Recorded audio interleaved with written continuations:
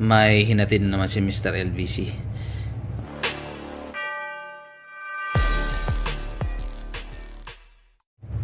Hello everyone, Claymore here. Kumusta kayo? At ito nga, meron na namang hinatid si Mr. LBC. At I have partially unboxed this already.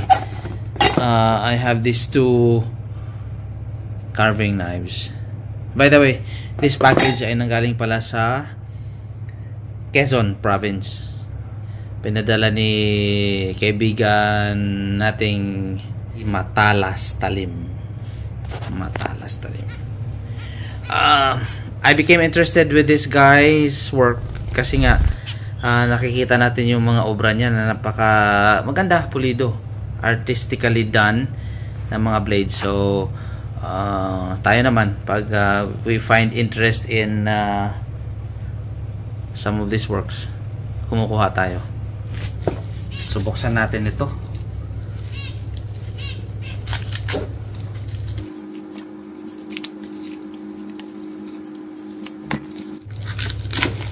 Matagal-tagal na rin tayo hindi nakapagawa ng unboxing video.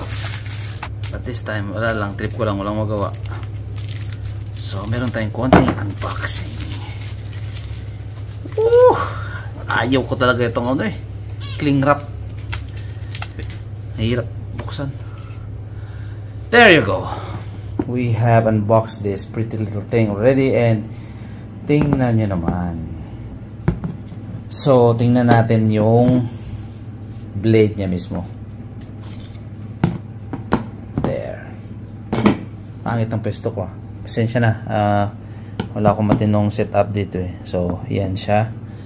Specs muna tayo. The blade is 8.5 inches yung blade. And the handle is 5 mga 5 and 1/4 ang haba ng handle. So, yun, I have agreed with the guy na gawan ako ng maliit na dahong palay kasi yung nakita ko sa post niya full size yun eh, and you know, I don't collect those big bolos. I'm a knife collector, so I just want a knife version of this dahong palay. So yun, we have agreed with the design, kung anong mga materials gagamitin niya. So blade is Mullier and the handle is, according to him, ugat ng mahogany. Magaan kasi medyo manipis yung blade, and then this is a light wood. Magaan itong mahogany kaya very lightweight siya. For the scabbard ay ginamitan niya ng langka kaya yellow. If you find this not too shiny, or it's not shiny at all, pati itong handle may mga molds mga, it's because wala itong varnish or any lacquer spray na in-apply. I asked him na wala talagang i-apply, pakinisin lang, sand it off, and then ako nang bahala mag finishing. I'll put linseed oil instead because I don't like varnish. Nakita ko kasi sa Facebook itong si Matalas Talim sa kanyang magagandang ukit sa handle at sa sheath ng mga ginawa niya mga knives or bolos, mga patalim. Now I have one actually, and man, it did not disappoint. I like the patterns that he made on this scabbard. Ito kumbaga itong pinaka-highlight niya, yung design niya sa scabbard. It's some kind of a Polynesian patterns na ginawa niya. May stars, mga geometrical patterns na pinagagawa niya dito. With the yellow langka wood, talagang nag-stand out itong patterns na ginawa niya. Sa handle ay he made it all black. So, okay. For the blade, makikita natin ay naka-mirror finish siya. He made a very wonderful job making this satin finish. Makintab, makinis.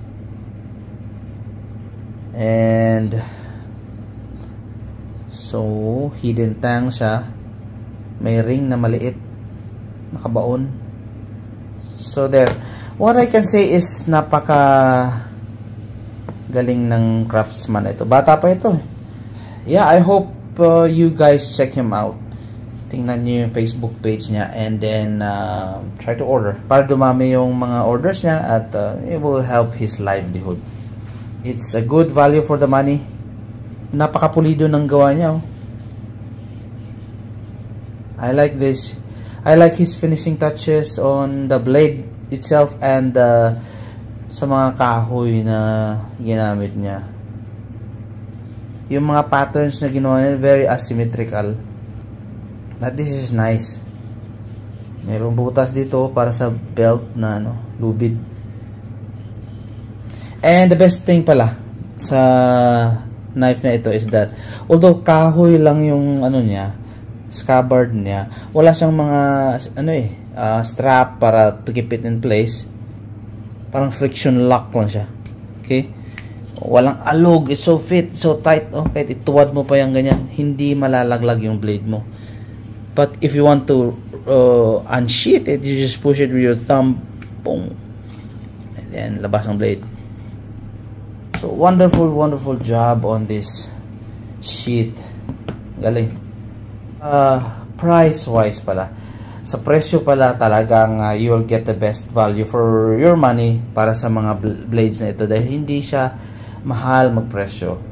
Okay, he prices his blades reasonably. So pag umorder kayo sa kanya at binigyan kayo ng presyo, huwag nyo nang tawaran kung ano yung presyo niya, yun na ibibigay nyo kasi napaka mura at sulit ang mga gawa niya.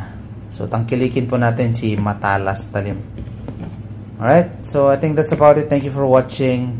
Subscribe naman tayo sa Clam Sharp Stuff at para patuloy tayong gumawa ng mga contents na ganito.